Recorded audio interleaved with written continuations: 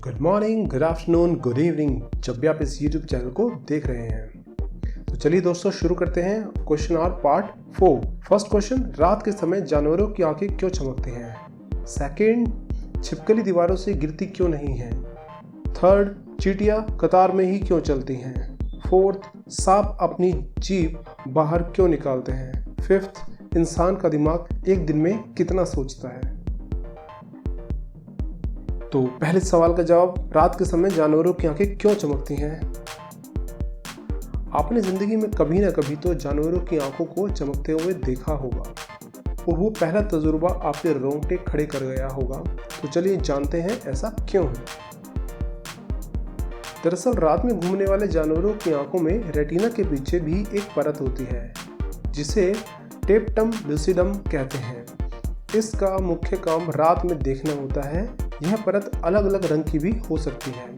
इसी परत से जब रोशनी टकराकर हम तक पहुंचती है तो हमें जानवरों की आंखें चमकदार नजर आती हैं।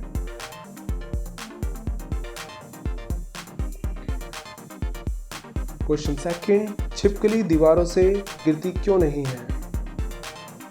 छिपकली, जिसको आपने छतों पर दीवारों पर अक्सर घरों में चलते हुए देखा होगा और सोचा भी होगा।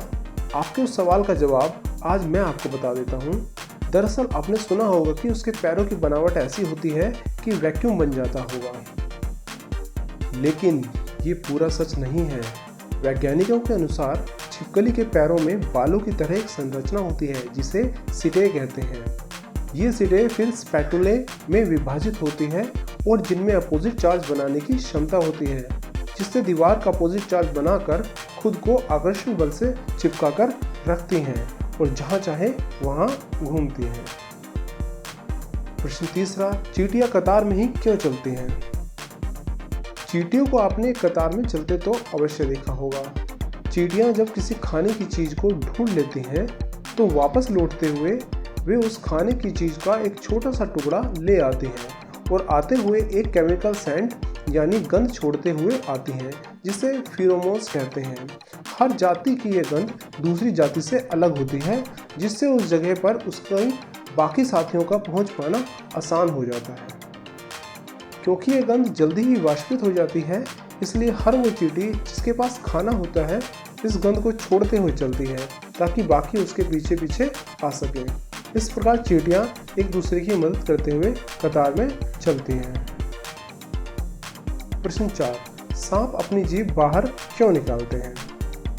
रेंगने वाले जीवों को तो आपने कभी न कभी देखा ही होगा।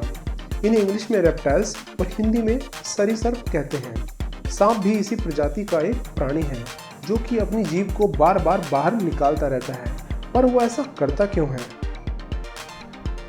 दरअसल इस प्रकार की प्रजाति की जीभ में कुछ ऐसे रिसेप्टर्स होते हैं जो बाहर की गंध लेकर मुंह के अंदर तालू में जाकर उसके दिमाग तक पहुंचाते हैं और वो आसपास की स्थिति को भांप लेते हैं।